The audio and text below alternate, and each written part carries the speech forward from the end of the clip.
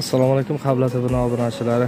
Akfasix ish o'rni ochilgan. Kimga qanaqa razmerda eshik deraza kerak bo'lsa bemalol apparatlar. Mana shu nimadagi derazalar ham mavjud. Gulli derazalar deymiz. Bu materiallar hammasi alyuminiy, plastmas emas. Plastmas bilasizlar, 1-2 yilda utili chiqib titilib qoladi. Issiqqa plastigi ham bor ekan, unisi ham bor. Asnomnoy hozir mana shu odamlar alyuminiyda zakaz qilyapti, deyapti. Alyuminiyni endi ko'p yilga ketadi. Danishni ishni boshlaysizlar, xudo xolasa. Assalomu alaykum Qabla TV obunachilari. Mana bugun Tojikiston davlatimizda, vatanimizdan turib siz aziz podpischilar uchun bir video lavha tayyorlamoqchimiz. Sakinchimat qishlog'imizda ko'plar biladi.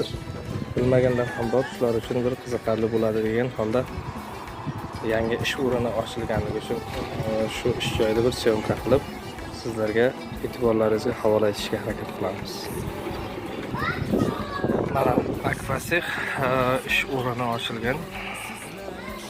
Bemalol eshik, deraza, rom zakaz qilishlaringiz mumkin. Mana bu tayyor holatdagi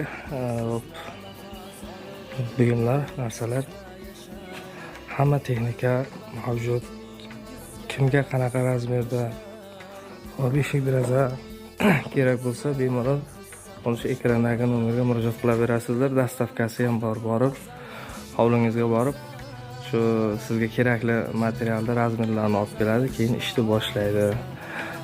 Hamyonbop narxda, Xudoga shukr, kelishtirib o'zlari qilib beradi bolalar shu yerda. Mana shu bizning 8-mart qishlog'idagi so'nggi yangiliklardan bittasi mana shu. Ko'plaringiz ko'rib ulgurgandirsiz. Ko'p ko'rmagan, bilmagan muxlislarimiz uchun mana bu yerda mana shu akamiz rahbar shu yerda ishchi. Murojaat qilasizlar. Mana apparatlar.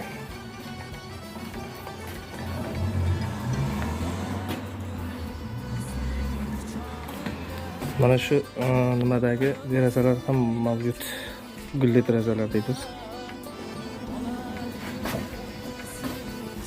Bu materiallar hammasi alyuminiy, plastmas emas. Plastmas bilasizlar, 1-2 yilda utili chiqib titilib qoladi. Issiqqa plastigi ham bor ekan, unisi ham bor. Asnomnoy hozir mana shu odamlar alyuminiyda zakaz qilyapti, deyapti. Alyuminiyni endi ko'p yilga ketadi. Danishni ish beradi. Xo'p, любой turdagi materiallar mavjud. Kelib, ko'rinib olib ishni boshlaysizlar, xudo xolasa.